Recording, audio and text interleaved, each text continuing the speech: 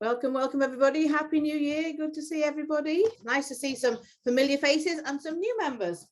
And we've got some exciting speakers for you today to join in with as a start to the year. So the agenda for today is you're going to have to listen to me for 15 minutes while I say hello and introduce the exciting benefits of the Global School Alliance. Then we've got some amazing speakers. Jonathan all the way from Kazakhstan. We've got Sapna, William, and Siddharth has actually sent his recording in from India, but all with some very exciting things to share with you. So the Global School Alliance, obviously we're hosting this, and a lot of you are members. If you're not, why aren't you? Because you should be. Basically, it's an amazing online community with amazing members, and the whole aim is to share best practice to raise the standards of quality education around the world. And it's a great place to share best practice, to just connect with other schools and do joint projects, and some great and create some great friendships. To be honest, schools can join, teachers can join. It's probably best if you join both. If you join yourself as a teacher and then connect your school, you'll then be kept up to date with all the exciting opportunities and things you can get involved in. And there are many, and there's so many exciting things lined up for this year too. I don't know if anyone caught the What's Exciting in Education that our CEO Tom did last week. His outline for the year is really inspiring, with some really exciting things to come. So obviously, if you're not a member already, you can follow our Facebook page. There's a LinkedIn group as well. The website and the platform is the best place to start connecting and sharing things. And there's exciting events to do on there and to take part in. For instance, we've got a couple of online immersions because we can't travel at the moment. We're putting those closer to a virtual trip, if you see what I mean, put together. So we've got a China one and a Spanish one. The China one's running in March, so the deadline is next week. So if you're interested in a virtual trip online for your students to China with a live host in Chengdu to share sightseeing, to interact with peers in school in China, let us know, contact us about that. And it's the same sort of thing for Spain. You've got a little bit longer for that. That's running in May, but they're really exciting and the closest thing to being there while we still can't travel. We've also got, if you're in the UK, there is funding available for trips once, touch wood, we can all start traveling and seeing each other again face to face. There is funding available for touring, and we're offering a support service to help you access this and arrange a trip.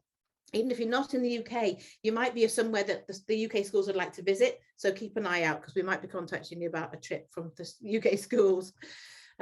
Another exciting thing on the platform is our culture postcards. So we're asking, we need some more. We haven't had some culture postcards recently. That's a good thing. So schools, share your culture postcards on the platform. There's a template there, and we ask you to fill it in and tell us about your region. Each conference, we kind of highlight an area. So we've done Morocco and Tunisia thing, haven't we, recently, and Romania. But to start the new year, I want to show a few English ones for you, just for the few people who don't know much about England. We've got an amazing one. Tegan Spades at Stoting Primary School did a lovely one here. This is all about Kent and their part of the world. This is what I mean by a cultural postcard. It is literally like a postcard, but you're sharing some really things that you would excite each other with. These are on the platform, and you can see everybody's additions up there. That's from Stoting. We've got one from St Mary's. We're also in Focus, and also Kent actually shared this. So this is a year 4's version. So she's got the year 4 put together, something that they think is, cultural about them. I love the seagulls and the ice cream, and that is most definitely Folkestone. And we've got another one here. Actually, James made this one. We seem to have that all in Kent at the moment. We need some rest of the UK to get some more on there. I know we've got some Scottish and Irish ones we can share another time. But again, we'll focus on a different country next conference. So get some more cultural postcards up there that I can share. This was a sort of summary of last year, which was amazing. We had so many delegates take part with us. We've got 117 countries now as part of the members. We want to double this for 2022. So spread the word, get your colleagues and your friends and other schools joining us, because it's a great way to connect with schools. And we have some exciting events. So obviously this conference today is the conference like this we do every month with a different theme every month. So looking at February, lost myself. In February, we've got the What's Exciting on the 7th. And then we've got the next conference, which is on the 24th. Now, this one on the 24th is really exciting as well. It's about diversity and inclusion. And we've teamed up with the female lead who's founder Edwina will be one of the speakers. We've also got, I think, Sue Hannam from Lichfield, who's spoken with us before, Lichfield Cathedral, also a famous TV star now, is also talking on that one. We're looking at equality, diversity and inclusion, and the female lead that we've now partnered with. There's some amazing resources and free books they're sharing with our members on the platform. So look out, there's a way to pre-register here. And look out on the platform, there's a blog just been made live on there too. So check out the female lead and the free resources they'll give you for you to use in school about diversity and inclusion. We've also liked to make our conferences immersive and integrate. We make you participate. So we've got a Padlet going. There's a link here, or you should, I think Yasmin or Henrietta, can we share it in the chat as well? If you could put some comments on your Padlet, what you're looking forward to in 2022 or what's exciting you about 2022 as you go through. Let's see how we can get some nice information on the Padlet going, and we'll share it with you. It'll be shared on the platform and later on as well. Again, sorry, what you're looking forward to in 2022 is the theme. So basically what you'll do, if you follow the link, you'll see a map like this. And if you can put a little link where you are, so if somebody's already put some on already, we've got one here. I'm excited for making links around the world. So go on, put a tab where you are and pass us make some comments, okay? So like I said, instructions here. Pick a location, drag your pin to where you are, and then it'll open a window for you to write your comment in. So please participate and share with us your thoughts and what you're looking forward to this year. Okay, so, and also, as too many of you sit there with your cameras off. So guess what? I'm going to make you turn your cameras on. I've given you 2 minutes now. Straighten your hair, practice your smile, turn your cameras on, because my colleague's going to start taking a couple of photographs of us. Come on, 2 minutes. I can still see people without cameras on. Let's see. You can turn it on again afterwards if you like, but just put it on now for a minute or two. Smile sweetly, because we're going to take a photo. Okay. So, okay, Yasmin, can you give me a thumbs up? Have we taken some nice photographs of our wonderful participants? Yeah. Well Fantastic. Done. Thanks, guys. I might surprise you with that again later, but we're going to move on. So let's get on to the exciting bit, which is basically our amazing speakers. I'm going to shut up now, and I'm going to hand over. We've got Jonathan, Satna, William and Siddharth. So we've got quite a lot to get through. So I don't want to bore you with my talk anymore. And I want to hand over to Jonathan. Are you okay if I stop sharing the screen? Jonathan, can you take the screen? And please go ahead. It'd be awesome. Yes. Thank you very much.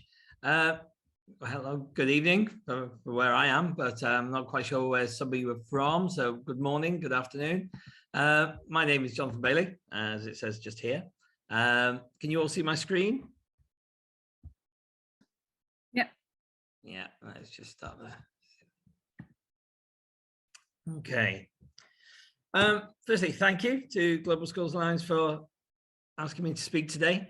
I wasn't quite sure what to talk about when initially asked, but it's given me the opportunity to reflect. There's quite a lot going on in education at the moment, and I think we sometimes get a bit too carried away and a bit too much involved in our own school. So for me, this has been great because I've sat back and I've thought about what I could talk about. I'm looking forward to it. Hopefully we'll have some conversations maybe in the chat. Please ask away.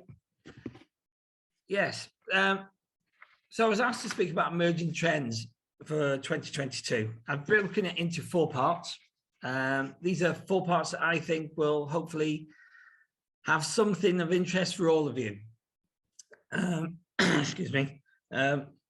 Sometimes when people refer to trends, they automatically think technology, and that's an important part, but it's not the only part of education. And hopefully, as we go through, you'll see where I'm thinking. Some of my thoughts are in here, some of the discussions I've had with colleagues and some through research. Some of it's anecdotal, but as I said, I'm always happy to discuss these with you as we go along. First part, obviously the most important part, the emerging trends in education and in the classroom.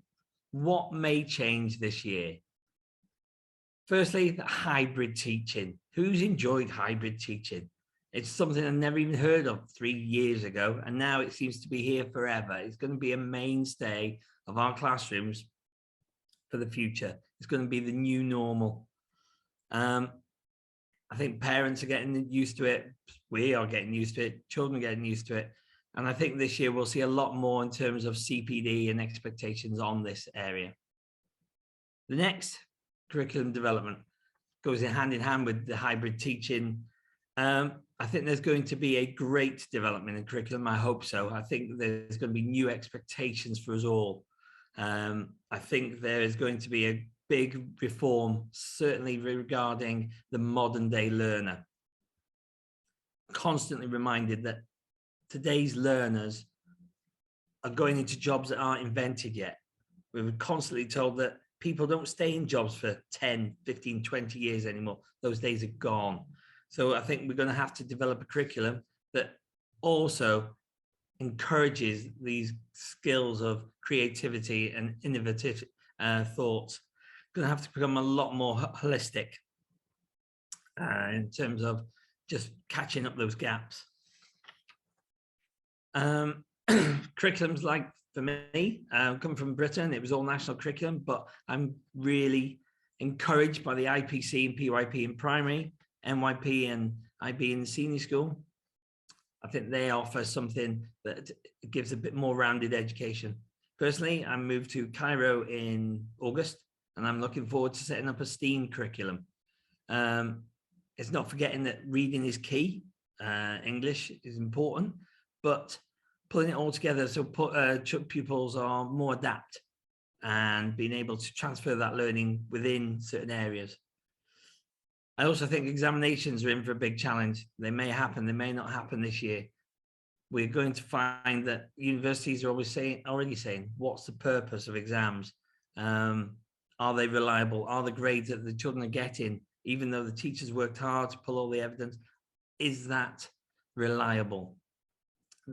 This year we're going, this year we're going to see that there are students going to university that haven't sat exams.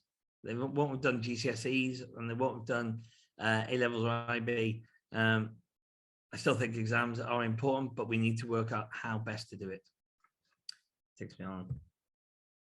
Behavior. I'm sure if you're in the classroom like me, you will have noticed the difference over the years of children's concentration spans. They are not concentrating as well as they used to.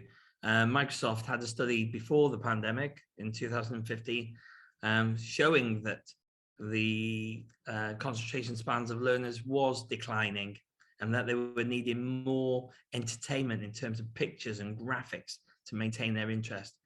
I think the pandemic and online teaching has exacerbated that, and their concentration has become even less.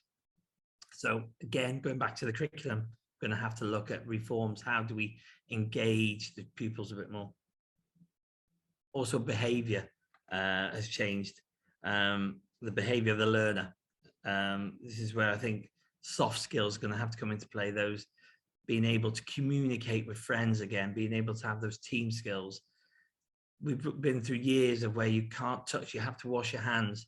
You mustn't share things, certainly in the early years area, that you can't share. And we're going to have to go back over those skills again and encourage those children that teamwork is good, that collaboration is good, that shaking hands isn't bad. Those soft skills. Those soft skills are fundamental, I think, to a core working environment. So it's important that we are encouraging them and building those relationships. Personalized learning, I like this. I think it's a good change. I think it's important that we use what we now have to drive this forward. It's certainly going to help with academic excellence. The curriculum is going to become more personalized as we use more data to get to know our children.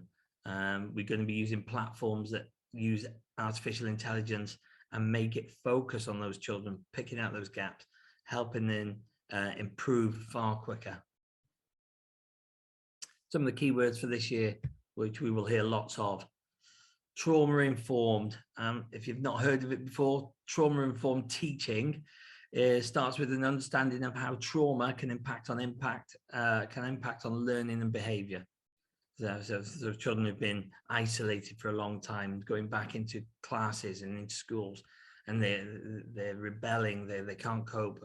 So we need to be careful on what can we do. So we're going to look at trauma-informed gamification, as I mentioned about the Microsoft study.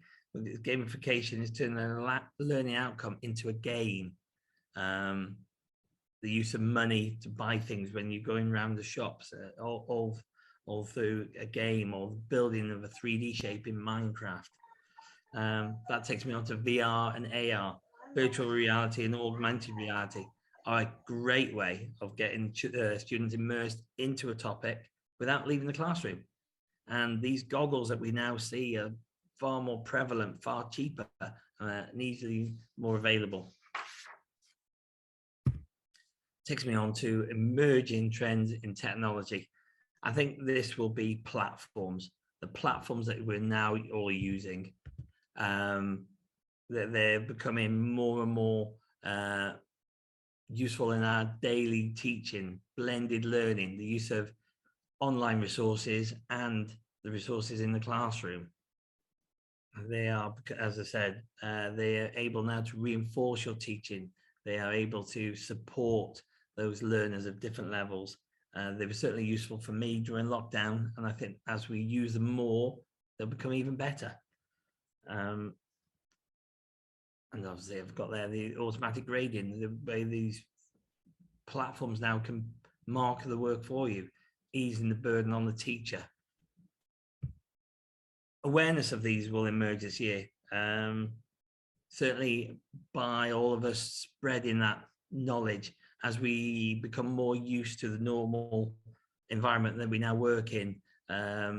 As we get over the pandemic, as we see the light at the end of the tunnel, more CPD will become available, and we'll be able to leave the classroom, and therefore we're going to share what we've learned over the last few years and be able to reflect on those learnings as well. Then we've got integration and skills, very similar really. These emerging technologies and how people are now going to have to use them, that more people are aware of them and the benefits they can do and the skills that we need to improve and how we can help each other. So those are the three parts of technology, the platforms, the awareness, and spreading those integration and skills as we go through. Leadership. This part's for those leaders amongst us. The emerging trends this year will be accountability, mindfulness, and recruitment. There's going to be an increased accountability for all leaders. The more people are aware of education, the more aware of gaps that may need filling, and you're going to be more accountable to the stakeholders, the governors. There's going to be more demand on what you do with your funding. I think that's obviously certainly big in certain countries. The funding is an issue. The mindfulness. We're hearing a lot more about children's mindfulness and their well-being. I think as leaders, we're going to have to make sure that we're looking after our staff well-being and their mindfulness, because we can't look after the children unless we're looking after our staff members and parents. And recruitment, I've given this one an area of its own. I think it's a worry. Long term, it's a worry for us all internationally. Recruitment is going down. It's in decline. We are struggling to meet numbers. We are struggling to get children into teaching and through it, and certainly losing a lot of teachers. And I think this continuation will have a big effect on us all. Experienced teachers are leaving the profession over increased workloads and demands. You see here that the fallout, the dropout rate of teachers in the first year of teaching leaving the profession, that is becoming a steeper climb. That 87% of teachers remained in the profession after the first year, but that dropped to 84 by 2016. So it's becoming more and more, and that was a decrease of nearly 300 teachers. These departures and consistent failure to meet recruitment trends means there are 5,000 teachers fewer in the UK than there were in 2017. this obviously has an effect on the classes, class sizes. They've risen. The demands on your time have risen, and there has been no increased funding or reduction in workload. There's also a population bulge in the UK, which is leading to even greater demands. This has worked its way through primary schools and has now hit the senior schools, increasing their numbers by nearly 20%. So teacher numbers are declining, and the pandemic has driven more people away from the profession. So we've seen teacher numbers decline, and I think this has happened in the UK and internationally, and there's been a huge exodus from China, which internationally has helped because China's been in COVID-stricken pandemic-induced travel restrictions. And so fortunately for international schools, they've seen an influx of people leaving China and moving to other areas, but this isn't going to last. And I think in international schools, we're going to see a lot more local teachers teaching. They are more readily available, they will stay for longer. But there's two other factors that are going to affect recruitment. The Great Resignation, as it's been coined by economists, reflects a deep dissatisfaction with teachers in their employment status. And this is an ongoing pandemic due to a global pandemic, and has enabled staff to rethink their workload balance, their life, their goals. It was reported by Sanjay Rajev, a UK economist, that employees are struggling to recruit and maintain staff. Employees are leaving at elevated levels. Another worry for schools is the growth of online schools and the tutoring and the ease of which that now is taking on. I've got a friend who works in 2 schools. He picks his hours. He's able to choose when he does his lessons, and he's finding it so much easier. He's not having to worry about the commute to school, and he's not having to do wet break duty. He is enjoying it. And so I think with that growth and people weighing up their work-life balance, I think teachers or teacher recruitment is going to become more difficult over the next few years. So as I said, emerging trends to look for in 2022. I've gone over some of my thoughts, and they are pretty much my thoughts. As I said, the teacher number decline and impending recruitment issue, the leadership dilemmas, technology and its integration, which I think is exciting, and the trends to observe in the classroom. As we learn to cope with the pandemic teaching and leadership, I'm thinking these emerging trends should not be seen as challenging. I think it's more important that we look at the impact on our teaching. It's more about evolution and not revolution. It's being able to develop and improve using what we've got, using each other, our colleagues, our virtual friends like you guys today, the technology, and increasing our understanding of ourselves to help the life of our students better and for the community. As I said, I'm more than happy to discuss these things with you. These are where I can be found quite generally. I have this here. If I've said something you don't understand, please let me know. I'm always here. If I've said something wrong and you can help me, please let me know. Thank you for listening to me today. Thank you, Jonathan. Amazing. That's some great points there. I made you think. I hadn't realized that these younger children, looking at the early years, they've been told they can't touch, they can't share. I never really clicked that we're going to have to socialize them again, aren't we? We're going to have to teach them, but you can't touch other people in the future. It's crazy. Well, a nice point. I did notice we do have a question in the chat actually from Fethy, and his question was, I don't know if Fethy, did you want to speak it? Would you like to say it? If you want to unmute, and you ask your question, Fethy. Okay, so I'm talking about everything related to global exchange in classrooms. So if every country is focused on itself, so does this benefit global exchange in education, or is it a disadvantage?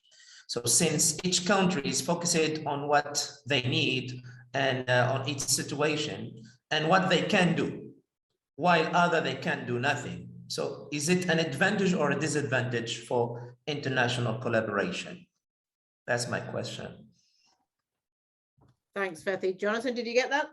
Yeah, I spent nearly 15 years teaching in the UK. So I'll take it from an education point of view. Since I've moved overseas, I see much more in the validity and the need for us all to cooperate and communicate and learn and help each other since I've been overseas. I do think, as I said at the start, I think with the pandemic being the way it was and is, that people have become quite introverted and countries have become quite introverted.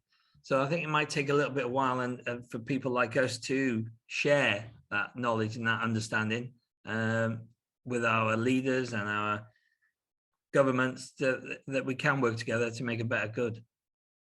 I agree, Jonathan, that the problem we have, there's a little time lag, isn't there, between us in the field, the front, the coal face like yourselves, getting it through to actually policy and getting people to actually, you know, the governments and obviously the education departments to actually put things into practice a bit more. I think another thing Fethi was also sort of highlighting was that some of the disadvantaged or the less developed countries are falling behind quicker because they don't have the technology. So it's kind of widening the gap a little bit on the haves and have-nots with technology, which can be a disadvantage, and we need to be supporting each other. As I said, yeah, so it's all about us being aware of seeing where our strengths are and where we can help with others, and trying to, well, we always do, I suppose, try to help others. That's the great thing about teachers and educators. We're also sharing and supportive. Thank you very much for your input. The other thing I wanted to highlight as well, you mentioned recruitment. We've got I think it's in March or April, we'll have to look at the calendar. We've got a whole conference on staff recruitment and ideas and how to find staff and how to keep staff. So there's another webinar coming up on that in the future, so keep an eye out. So thank you very much, Jonathan. And can I hand over to Sapna now? Would you like to share the screen and you share with us? Thank you.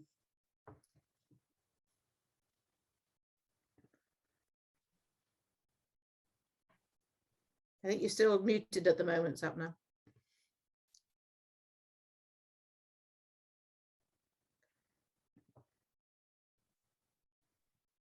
Okay, hi there. Can you see my screen? Yes, thank you. Okay, fantastic. Okay, good evening, good morning, good afternoon.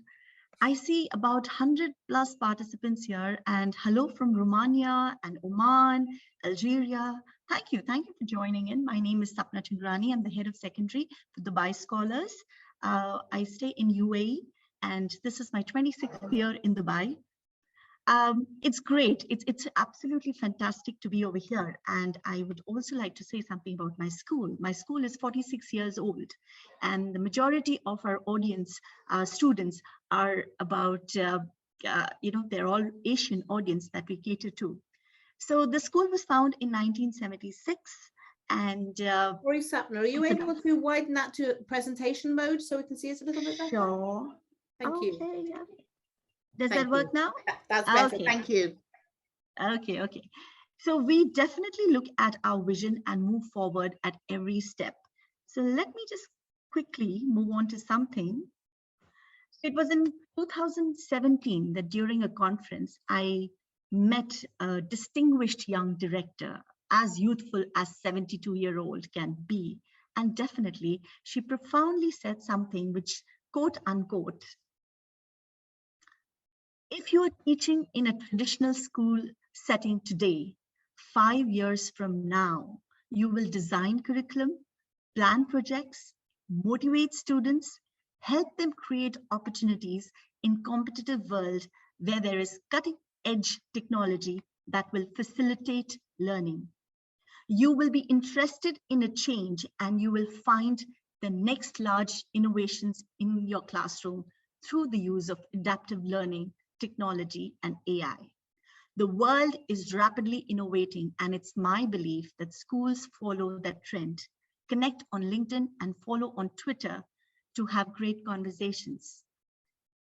The reason why I quoted this was when you talk about a 72-year-old educator who comes with a progressive mindset, and that usually only an educator has, where she's trying to bridge gaps, where she talks about technology despite of the fact that she has always been a part of a traditional setup.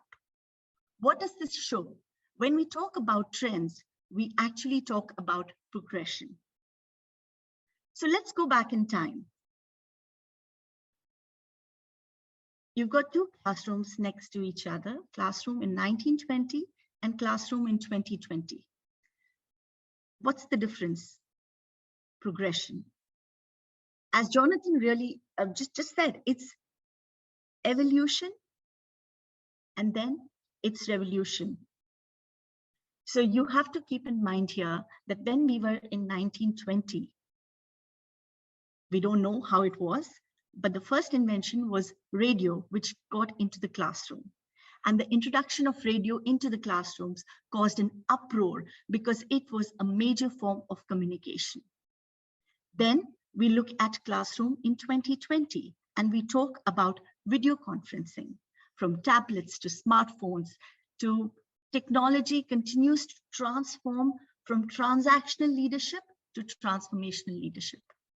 When we talk about progression, we talk about evolution, we talk about the 21st century skills. We talk about collaboration, inclusion, differentiation, productivity, creativity, automation, future focus. So this is what we have moved from isolation to integration. We knew 50 years back, what we knew was just computer. Today, we integrate technology as EdTech applications throughout our lessons. Over the span of 50 years, we have seen that how we have grown, how we have accepted so many changes. And if we do not have a growth mindset, we are not able to move. We are not able to transform. So I think the first and foremost thing for understanding of any trends, it's very important that you see the transformation, you have a growth mindset, you have something which all leaders, which all people, especially from the education industry, they have to make sure that they come with a growth mindset. Then we talk about digital transformations, which not happens only in the primary school, but also the higher education, from your classroom management to cybersecurity. EdTech is just not about availability of, advanced tools. It's about how we are addressing the challenges which we have in education. And what are our challenges? Our biggest challenge is to make sure that there is equity. We have to provide education to everybody in the planet. And just as the question was raised, that how schools can be supported globally. Well, if we only concentrate on our school and our community, then we will not have communities outside where we will be spreading education. So it's very, very important that we share good practices, we embrace change, and we look at different opportunities what technology can provide. So here we are, especially in context to our school, artificial intelligence. We have something like Century Tech. It really helps us. It allows us, especially if you have a class of more than 30 students in a classroom, and you want to make sure that you have to get differentiation right.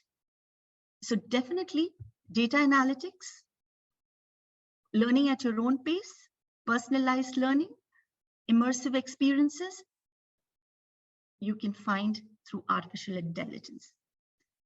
But before coming to a conclusion, that is artificial intelligence the right answer or the only answer, you have to be very practical and ask your school and you ask yourself that how do you implement AI in your schools? You need to identify the role of artificial intelligence in schools. The key processes. Do you have the bandwidth? Do you have the skill set?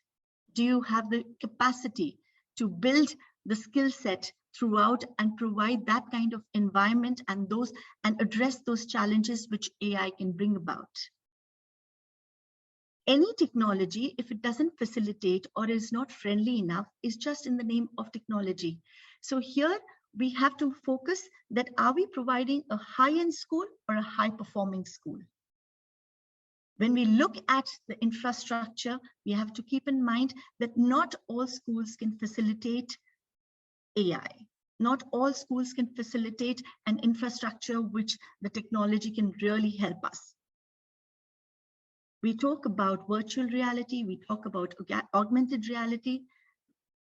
Again, if you want to learn about space objects and you have your the virtual headgear, and you want to know more about the Milky Way, definitely the immersive experience what you will get from virtual reality is 100% very, very helpful.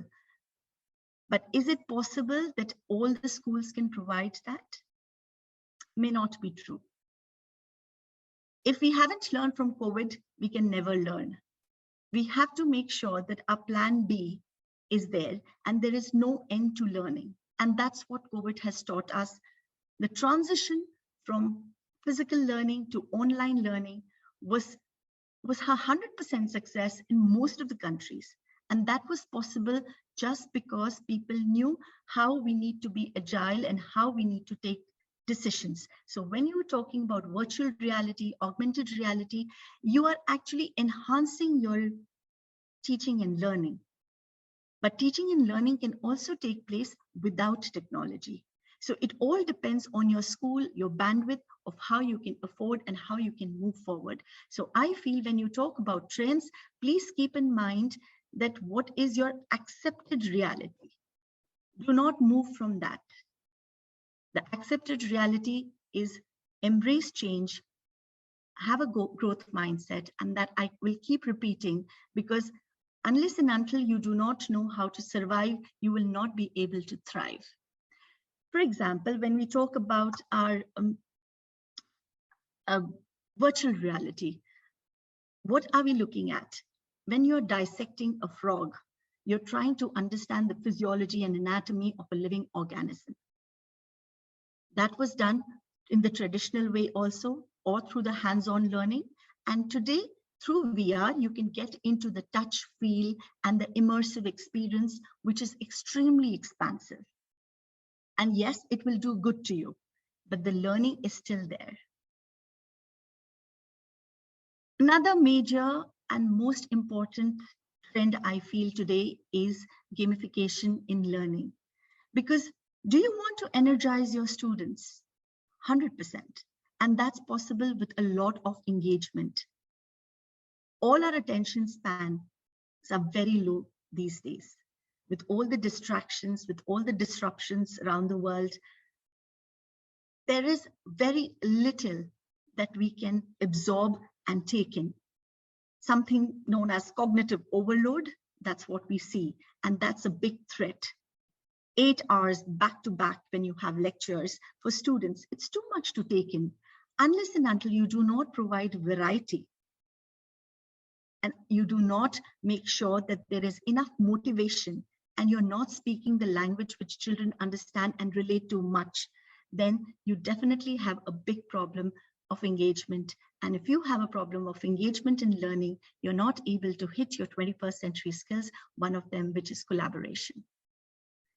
So today, you don't want to use a worksheet at the end of your lesson. You want to use a Kahoot. And why not? It's fun, it's effective, and all that you need is, again, a reinforcement.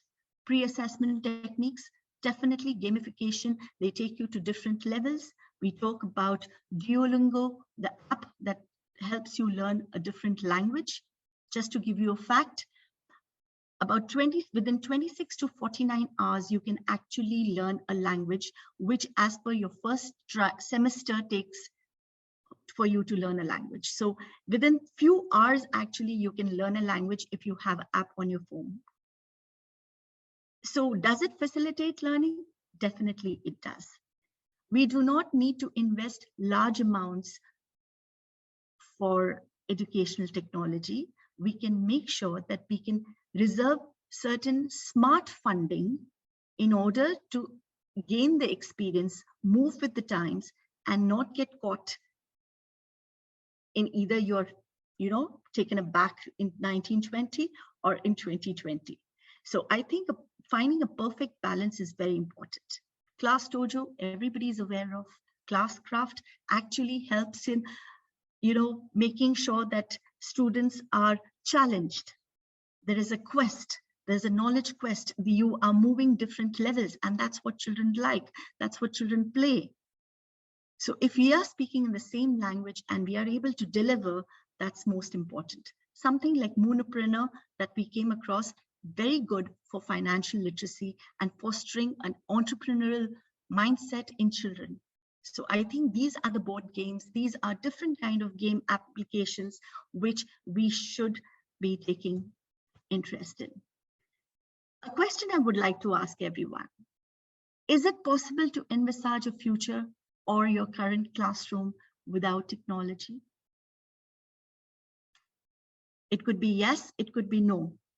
Chances are no, because we are so used to and we are getting into the groove where technology will play a big role. But to bring home the point, technology doesn't replace great teaching. Technology facilitates great learning. Now, that's the trend which is not emerging now. That's the trend to stay for a very long time. The Triadic Mentorship, what we are looking at is of three people, three components. One is your students, teacher, and AI. You cannot replace students and teachers, but you can definitely replace AI with something new which will come in the coming years. Technology grows obsolete, we all know that. So we have to understand that balancing out as a school, as leadership, we have to keep in mind that what your school, the bandwidth of your school, how much it allows you, how well you are able to handle, accordingly, you need to place your technology resources. Most important today is the data-driven classrooms. And if you have data-driven classrooms, 75% of your teachers are successful because with proper data analytics, they are able to make sure that they can create smart goals. We build professional learning communities. There are targeted interventions. If we do not involve teachers in the process, we are losing out a lot. We need to go step by step. We need to slowly scale our efforts. You start with a small cohort. You don't need to get into a big, in a pool of all the data. Data are just numbers. Unless and until you do not know how to interpret and analyze it and use it, it's just a fancy word. Set the right standards for assessments, most important. We do not focus only on summative. We have to focus on ongoing interim formative assessments. Set goals that are visible for students. Students have to take accountability of their own learning, and that's only possible when their targets are available to them. They know what they are aspiring for. They know what are their next steps. So it's very important that there is extreme visibility and there is discussion of their data, of what they have achieved, and that should be known to them. Another trend which I feel is design thinking. Now, when we talk about design thinking, is actually a human-centered approach to innovation. Without rapid prototyping, without creating ideas, without having processes, without transforming products, services, and what your community needs, education today will be meaningless. So the questions we need to ask: what if every course began with an essential question? What questions that come to our mind when we look at a blank canvas and we just want to say that, yeah, this is how I reimagine my school. What if school, just a question, what if school buildings were leveraged as community centers? What if schools, what What if success in school was measured only on the basis of contribution to community rather than the rote knowledge? We need to keep asking these questions. What if people were rewarded for the ownership and ideas that they were getting? And how does this whole process take place? Unless and until we do not adapt the concept of zero thinking, when we start on a blank, clean slate in design thinking, where we allow children to think and come up with their own questions. We make sure that the driving question is supported, they're guided, and it's facilitated. But we give them enormous amount to think. We define their perspectives as the next level. We give them challenges and opportunities. So instead of following the traditional way of teaching, let's adapt design thinking, project-based learning as the strategies moving forward to make sure that we are able to bridge the gaps which actually the COVID has got us into. As Jonathan rightly said, this with regard to behavior, with regard to assessments, I mean, we are seeing the difference. It's so clear with us that in the last year, when the assessments were done online, and now when we are seeing the first term, we just had our first term examination, that the difference was quite evident. The proctoring online and actual assessments in physical school makes a lot of difference. The gaps are wide, and we have to bridge those gaps. We have to make sure that we prepare our children for the real world. Our vision, we have to relook and rewire our minds and reimagine a school where the last 3 years gap and much more, the deficit has to be bridged. Make sure when you're looking at design thinking as a model, you look at a lot of rapid prototyping. And we say that because unless and until you do not test what you have actually conceived as an ideation, you have not tested in the real community with the stakeholders, you don't get anything in return. So it's extremely important that what ifs have to be turned into what happens. Your standardized test, your grades, the unwavering curriculum, from your textbook, you have to move on to the community need. You need everything today, but you have to do the balancing act. And in order to reach there, it will take some time. But if there is planning, if we are going back to history and looking at certain practices, we do not need to reinvent every wheel. We need to balance out a lot to ensure the trends are moving towards progression. Agility in education. Again, when we are talking about ecosystem of learners, we are talking about strategic agility over here. We are talking about superior quality of education and learning. We are talking about quality and not quantity. We are talking about the flexibility. We are in a world where COVID has actually taught us that children can learn on their own pace. And there are loads of innovative ideas, but they need to be guided, they need to be facilitated. We need to change there has to be a definite shift in the paradigm. There has to be a definite shift in the mindset, which looks forward for improvement. Students thrive on motivation. You cannot take that out from them. At every juncture, with regard to their behavior in classroom today or 10 years back or 10 years later, they thrive on motivation. You need to make sure that at every point, there is a morale boost.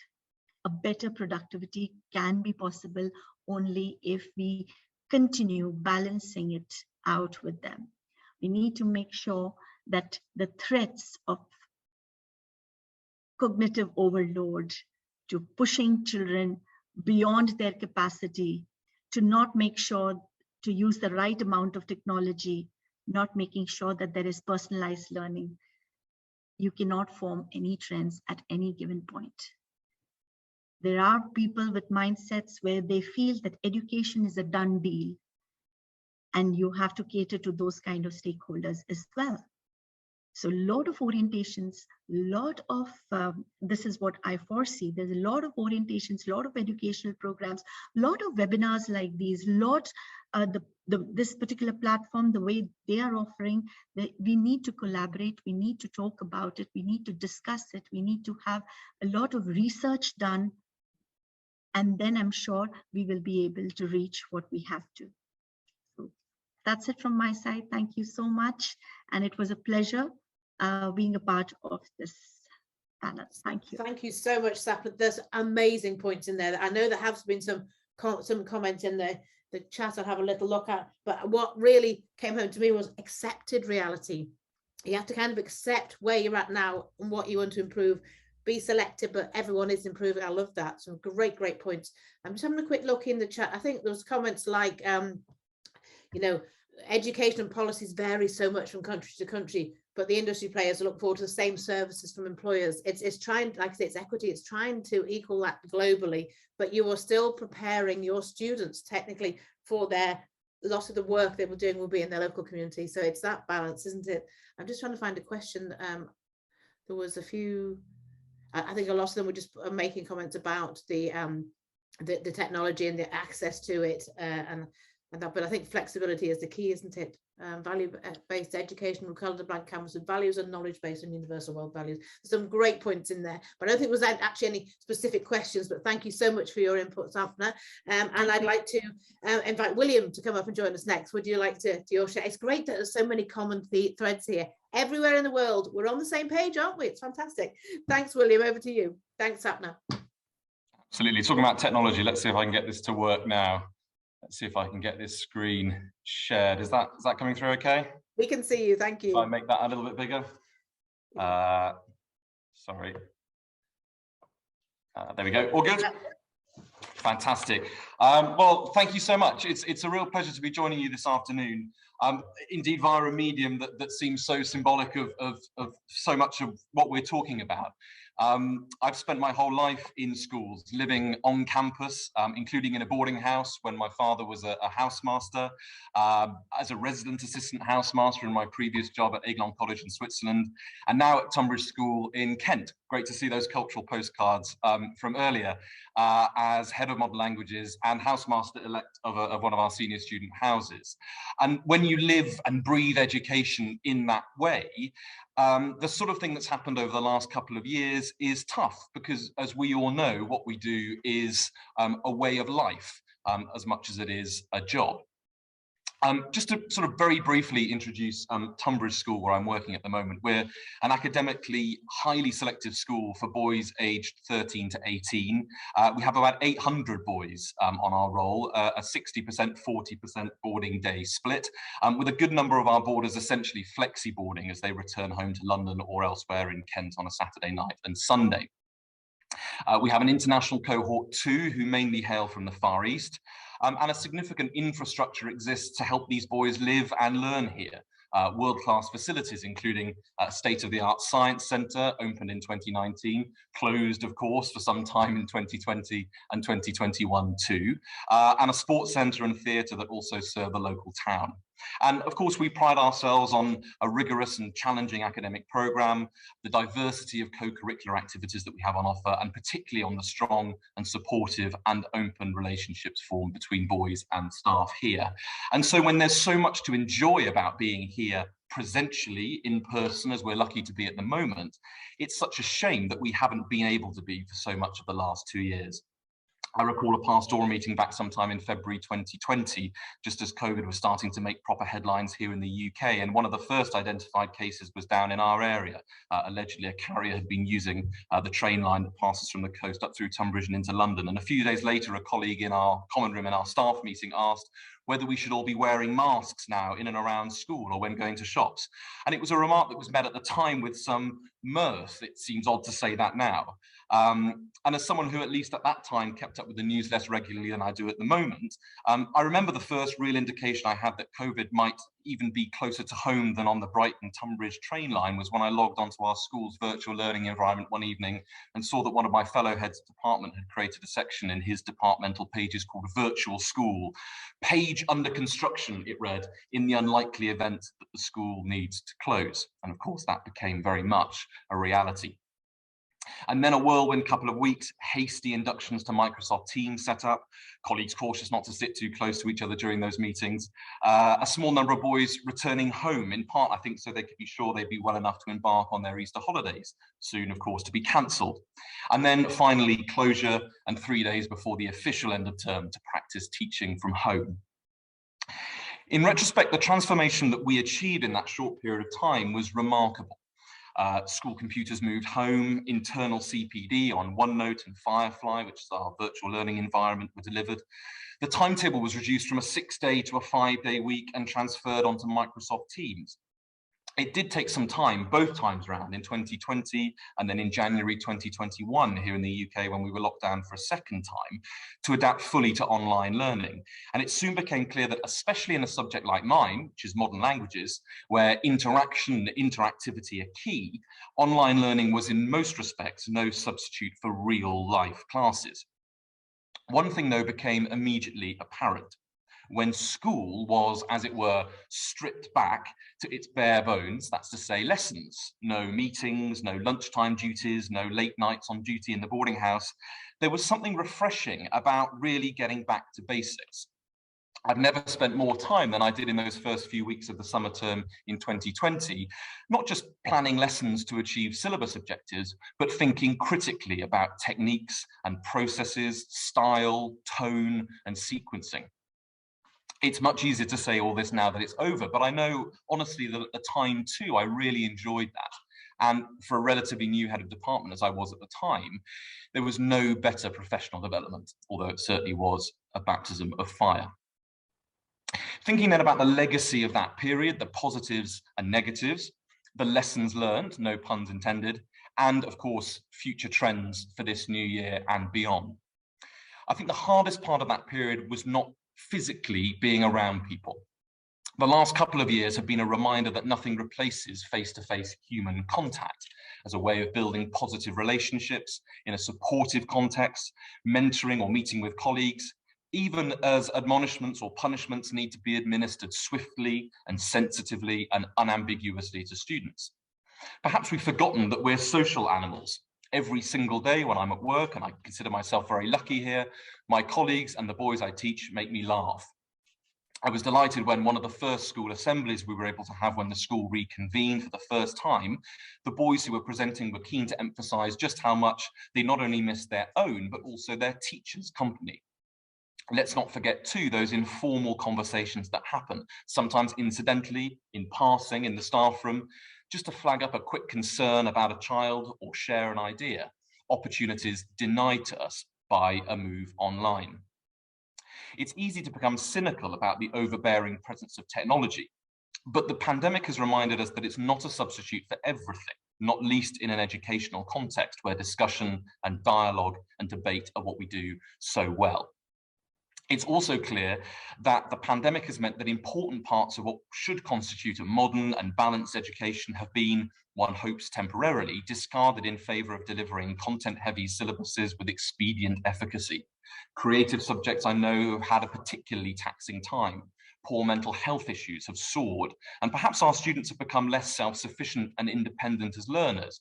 Ironic, one might say, given the emancipatory opportunities that are so often associated with enhanced use of technology as an educational tool. Anxiety has developed around the need to readapt to what for some students seem like antiquated or anachronistic processes. My 2 Year 13 classes sitting their A-levels in June have not yet done a public exam, and they're nervous about doing so, having suffered the trials and tribulations of the teacher-assessed grades process that caused a lot of controversy and made lots of headlines here in the UK.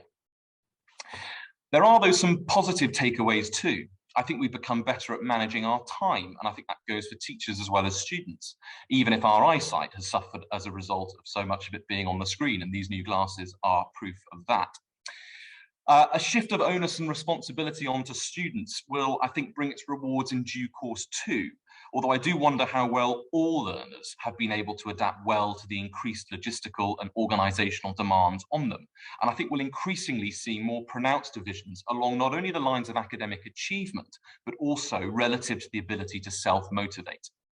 What one of my colleagues described as a healthy and marked decrease in presenteeism, that's to say a recognition on the part of students that to be present is to be more so than just in body, could also be seen as a positive development, coupled with the associated understanding that one can be productive when not actually in the room.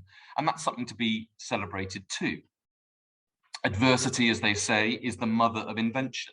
And it was amazing, incredibly heartwarming to see once schools had eased into the process of online learning, to see that we began to attempt to increase our pastoral and co-curricular provision.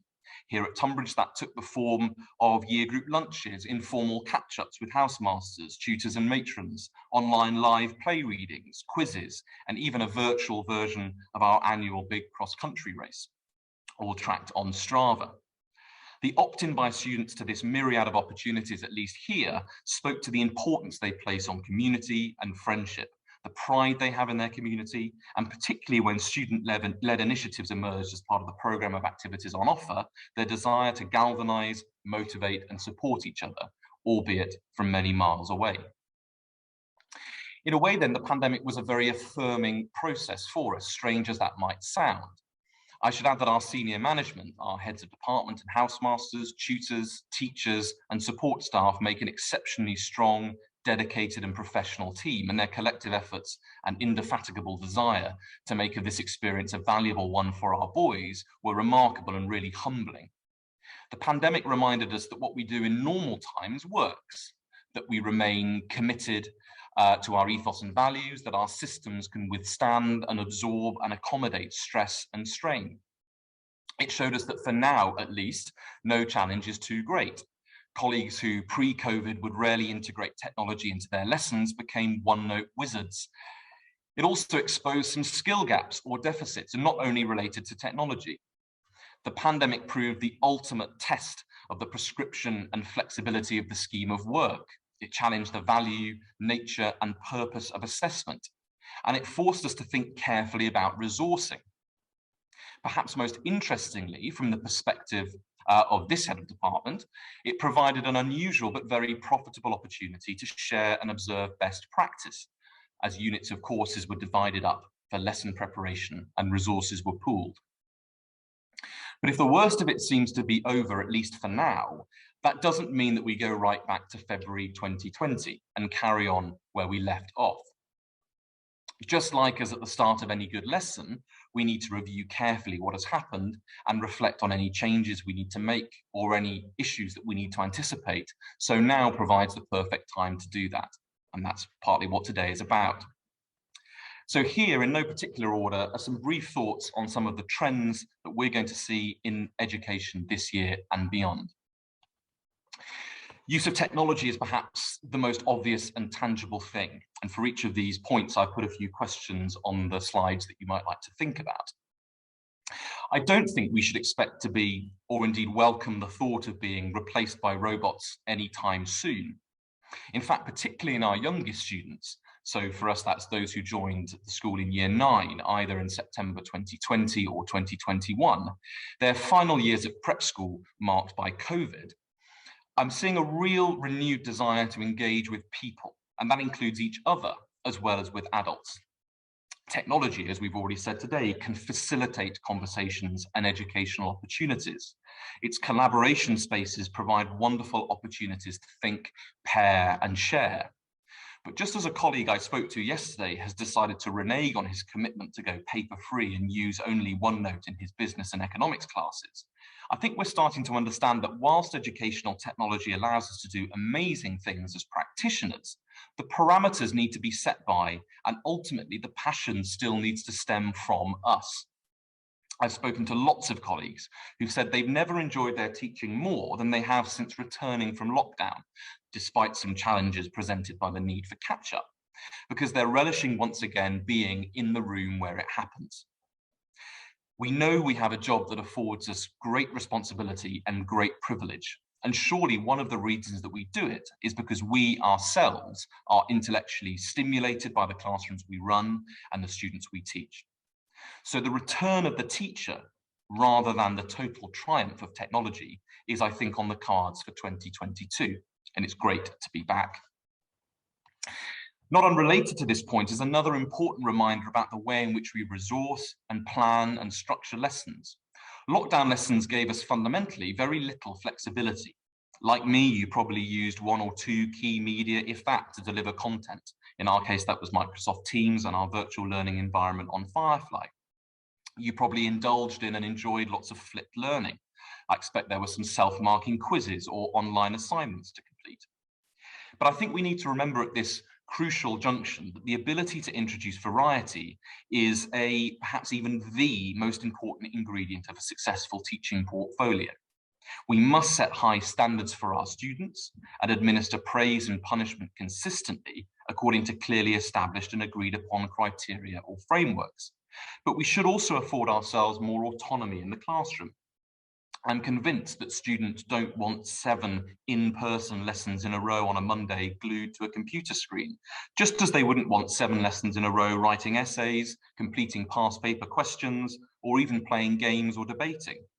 Nuance, level, and texture in individual lessons and between lessons and across short, medium, and long-term planning is very important. We want to capture their attention and interest, but we should be aiming to capture their imagination too. Being back in the classroom there with them properly provides us with the perfect opportunity to do so. There's definitely a sense that we can adopt a best of both approach here. In my classroom, more traditional methods are now combined with some of the tricks, tips, and tools that I picked up from teaching online. The OneNote collaboration space is a better place to plan an essay than on scraps of paper. A self-marking revision test online is a great option for homework that I wouldn't necessarily have used before. But we must guard against the reliance on any one tool, resource, or application to deliver learning. Access, equality, and inclusion, not unrelated to what I've just been talking about, need to be also high on the agenda. Literal access to proper education, laptops, funding, free school meals certainly hit the headlines here in the UK throughout the pandemic.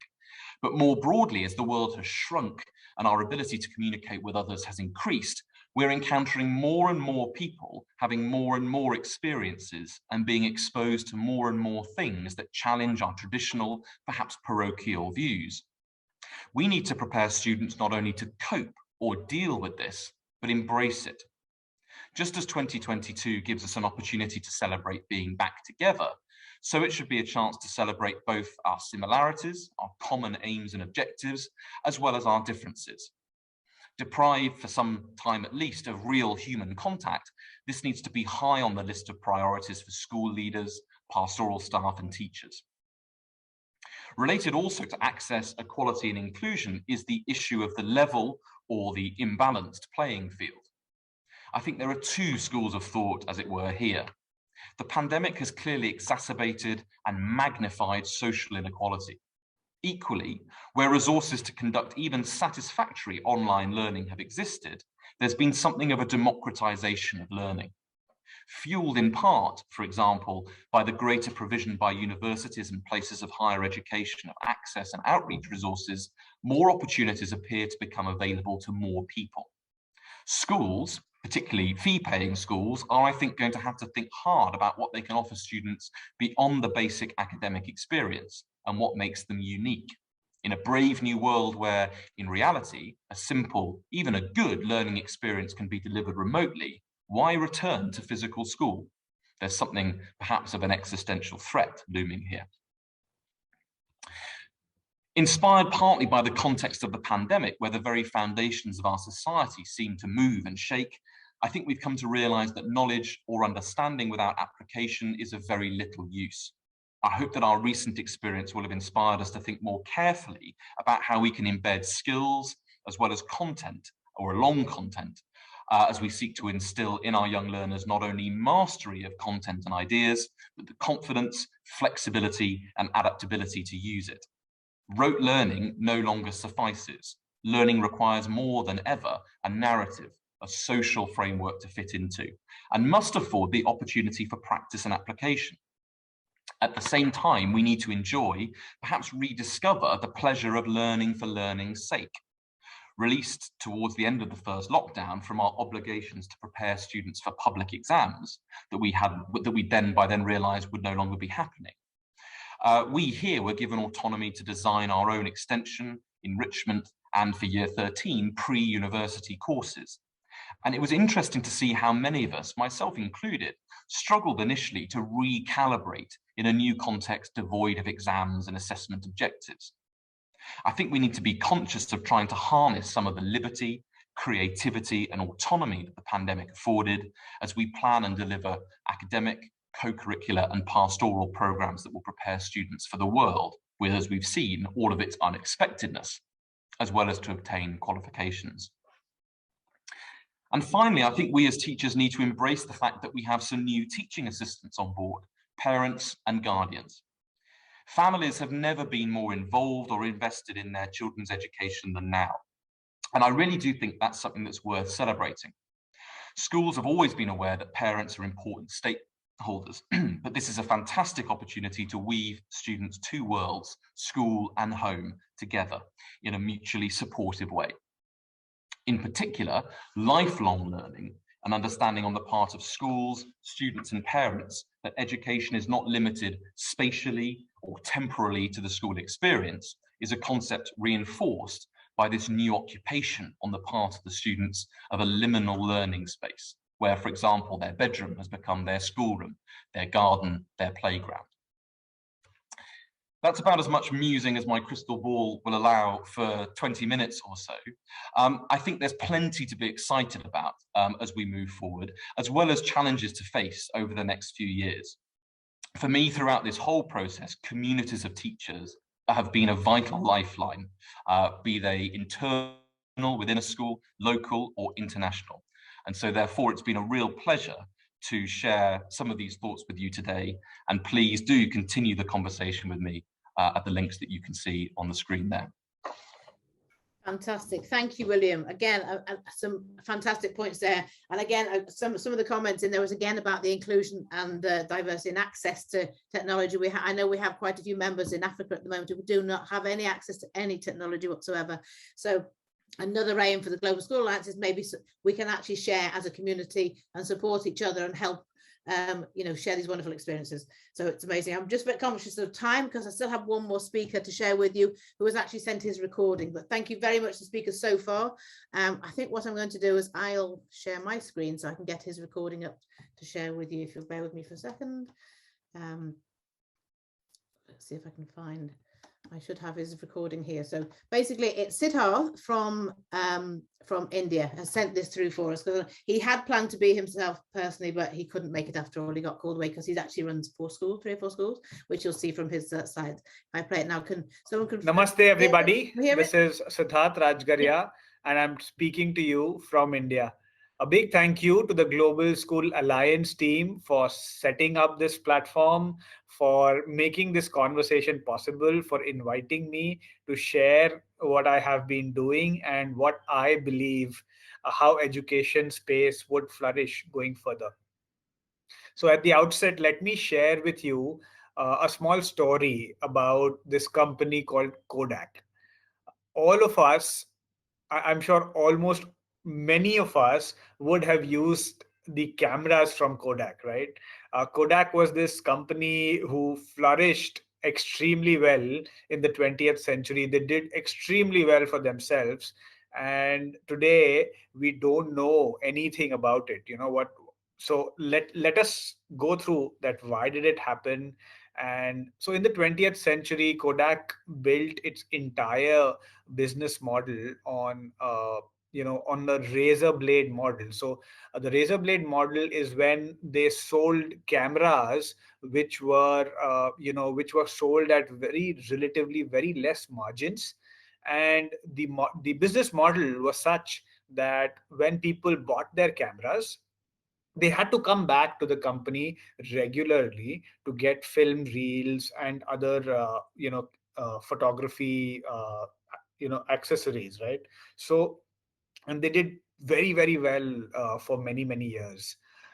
But as there was innovation in the industry, as things moved further, they completely missed, or I would say rather ignored, the digital wave, the digital transformation that was going on. And once they had missed it, they were always playing catch up.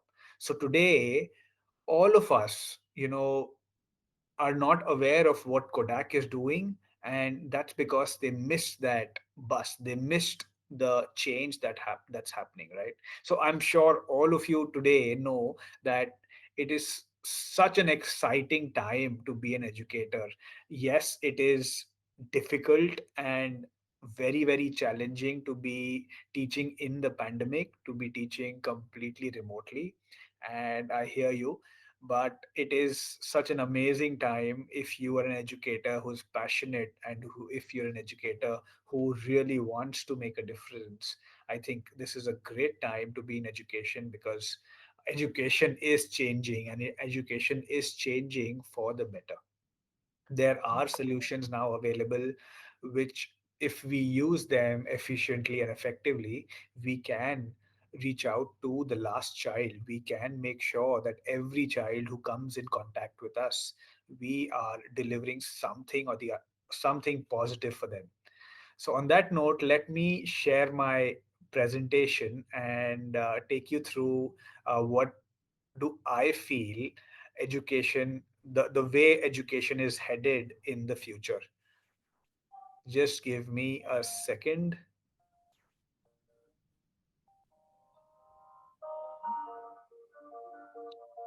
So something about me. So I'm Siddharth, and I'm running three campuses in India. These are three beautiful campuses from different parts of India. These are all called Delhi Public Schools, and there's one Delhi Public School in Varanasi, Delhi Public School Nashik, and Delhi Public School Lava Nagpur. I'm heading these campuses, and we are trying to do a lot of innovative stuff. We are trying to really bring in a lot of innovation, a 21st century pedagogy, and trying to uplift and make our students critical thinkers and live up to the vision that we set for ourselves. So without a lot of wait, let me quickly move forward to some of those things where I feel school education would be headed to in the near future. The first one is flexible school days. I'm really, really passionate about this, because technology, in a school, the biggest limiting factor was the time. The biggest limiting factor was, if the school starts at 8 o'clock, it used to end at 2 o'clock, and that was the time. You cannot get the students to wait till 8 at night, because there are a lot of other routines that they have and stuff like that. So now, with leveraging technology, it is possible to extend that school day. It is possible to extend that timing of 8 to 2 by doing some remote lectures in the evening, or and maybe increasing. So as a school, what we have been looking to experiment with and looking to innovate with is the time that children come into the school, which is 8 o'clock in the morning, and they go back by 2 in the afternoon. That duration, we are trying to build in a lot of more of extracurricular activities, more of arts, more of sports, such that because those are hands-on stuff, right? Children love to experience them, and such that we can build on those skills for students. And as a school, we are more and more accountable, because we're spending more and more time in those. Whereas a lot of the other academic subjects, which we feel can happen well on technology, what we're trying to do is we're trying to hold maybe an hour or one, or about 90 minutes of remote classes in the evening, and trying to extend that school time, the time which was a limiting factor for a progressive school.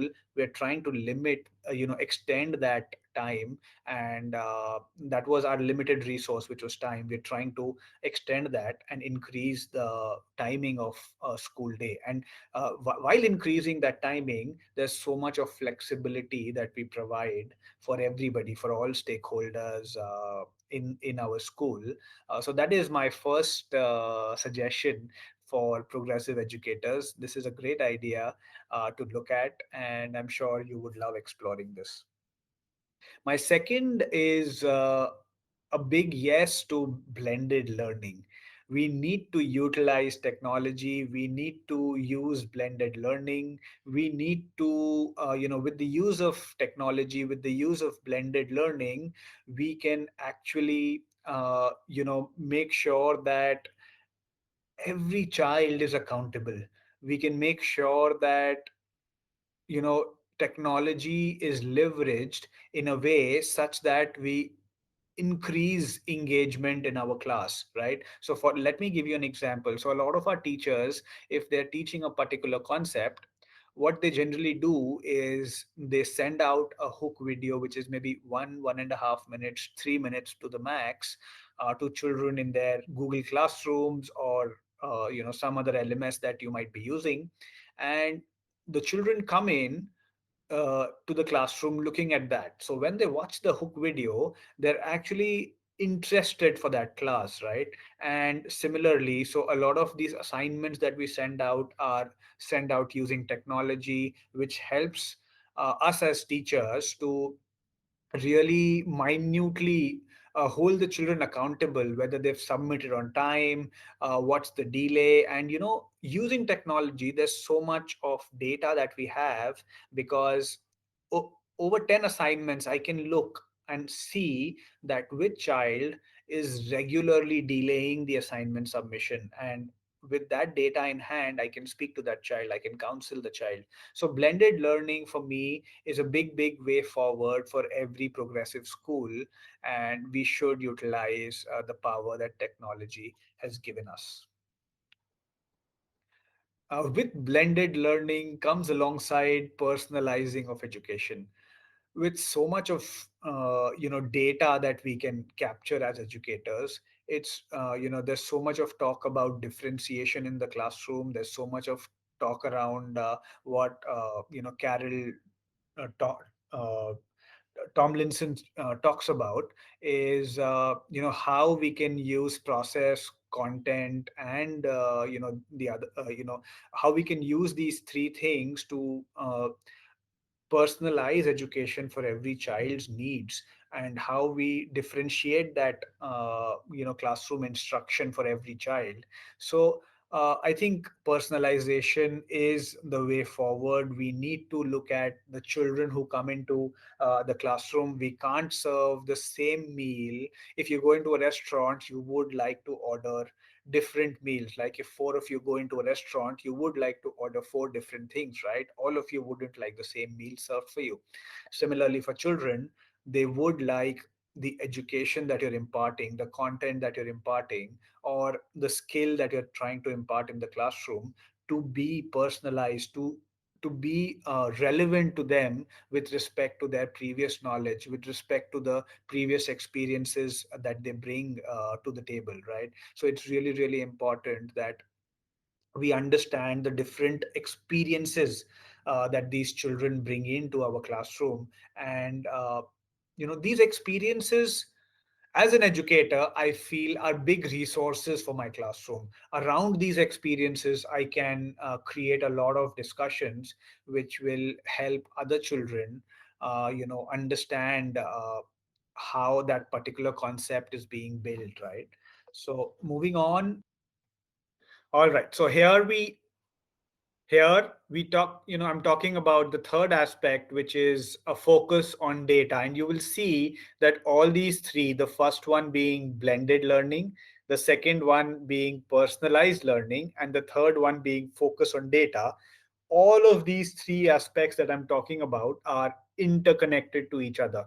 You cannot do one without doing the other. A big focus on data for our schools, because uh, I think without data, we are just taking decisions on anecdotes.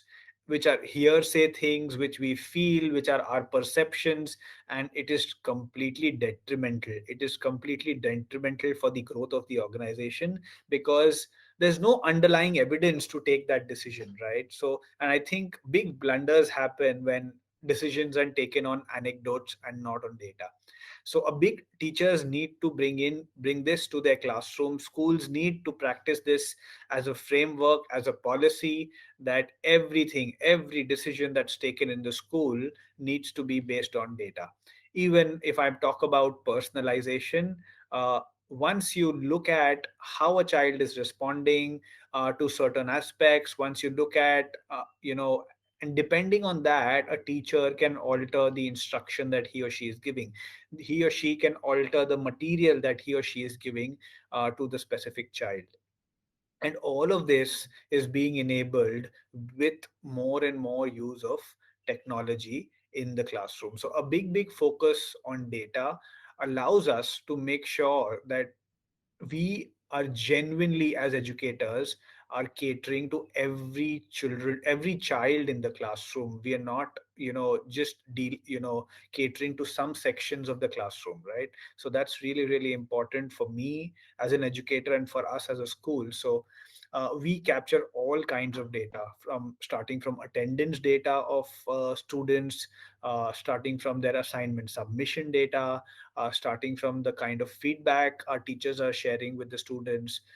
We look at what are their monthly scores, how are they performing in various assignments.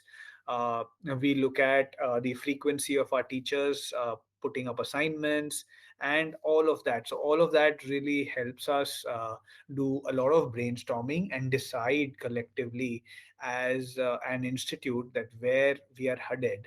And the data is like milestone. The data is our lenses to view that if we are headed there, if we wanted to go north, are we going north or not? The data helps us identify that. So a big focus on data would really help every progressive school go further. Another big area of where we are concentrating as we move further is on creating authentic experiences for the learner. Our curriculum is completely based on various learning outcomes, and as a school, uh, we now we are now understanding that it's really important that we do definitely should do well in the state tests and the and the exams that Indian schools need to go through. But alongside that, we also need to create these authentic experiences for our children.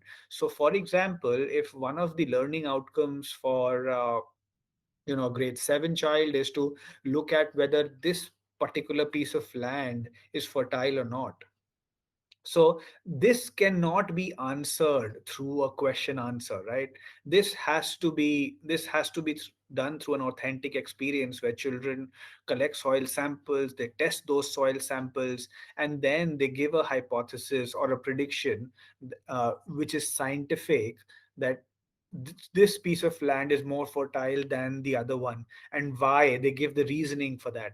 So I think creating those authentic experiences would really help our children understand and make meaning out of learning. It will really help our children connect to it in reality. It will help them understand that where this learning will be used.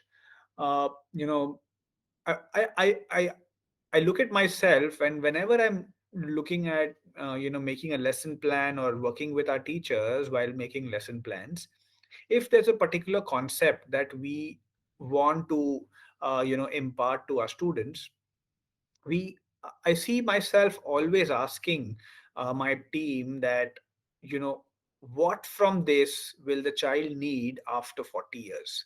And I think that question really guides us as a school to understand that, okay, which part of this concept is the big idea, and which big idea is what I want my children to understand. So all in all, I feel these 5 to 6, and yes, this is a big area of work that I'm doing, and I think this is something which is very, very close to my heart. I'm sure all of you on the Global School Alliance portal have seen this project called SDGs to Save the World. This is a project wherein about 12 schools have come together from across the globe, and we meet once in a month. When I say we, it is not just the educators, but students. There's a team of students from every school who meet once in a month, and every month we develop a shared understanding of what we as a project team needs to do in our local communities for the next month, and we go and try and execute that. I think February 12th will be the day when our first cohort would be ending. The cohorts are generally 6 months long. And I think this is one of the most beautiful things that technology has enabled is the access to global classrooms for every child. Now, a child sitting in India can connect to a child in Argentina or in the US or in the UK or in Tunisia for that matter, and speak about water crisis in their respective countries. They could speak about music in their countries. They could speak about how they are enabling sustainable development goal number 4, which is quality education. And it is such a beautiful thing to have these children. I've seen them over the last 6 months, and they've really developed great bonds with each other. They've developed lifelong friendships, and it's such an amazing sight to see when they're so deeply engrossed. So the topic for the first cohort was quality education, and all of us educators involved in the project were amazed with the kind of work children put up. There was a school in Nigeria who raised funds to donate to some orphanages. There was a school in Pakistan. They did a bake sale, and using that they were able to provide better quality library to a neighboring school. There was a school in India who went through, did a lot of surveys, and they made their time available. The students made their time available such that those children who are underprivileged and couldn't go to school because of the pandemic, these children went in and donated their hours and time to teach those underprivileged children, and it was so powerful. I cannot express that in words here. So all of these initiatives that I'm talking about today, flexible school days, blended learning, personalized learning, a lot of focus on data and global classroom, creating those authentic experiences. I think this is the way education is headed.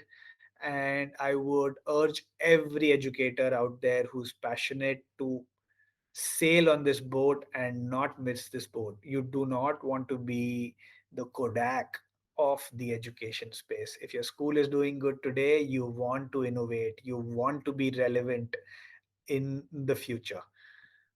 Thank you on that note, and I hope there were some takeaways for you from what I shared today. I would love for you to connect with me on my email. You could find me on Twitter as well and other social media forums, and I would be glad to be connecting. We are also on the Global School Alliance. We are also launching the second cohort of SDGs to save the world, and the project will be commencing from the 12th of February. So feel free to look at the project on Global School Alliance, register, and we would love to have you on board in cohort 2. Thank you so much. Thank you so much, Tony, Yasmin, for. Okay. So I think that's a good place to actually to end, isn't it? So we've had some amazing speakers, and like I say, what can I say, from all over the world. We are all in very similar, coming from the same hymn sheet, if you like. I think there's a lot of similarities there, and I think as Siddharth has pointed out, the platform, the Global School Alliance platform, is another great way where you can share with each other and like come to conferences like this. If anyone else wants to contribute to future conferences, please let us know. We always want more speakers, anyone who wants to participate. And like I say, one of his projects is one of many you can join, but it's on our group space on the platform if you wanted to go and have a look. And I'm going to stop sharing because I can't see my chat very well, to see if there were any questions. Does anyone have any further questions for any of our speakers tonight? Because I'm very aware that it's getting late for some people, but does anybody have any questions? If you want to put your hand up or put something in the chat, we can ask the speakers or anything from that.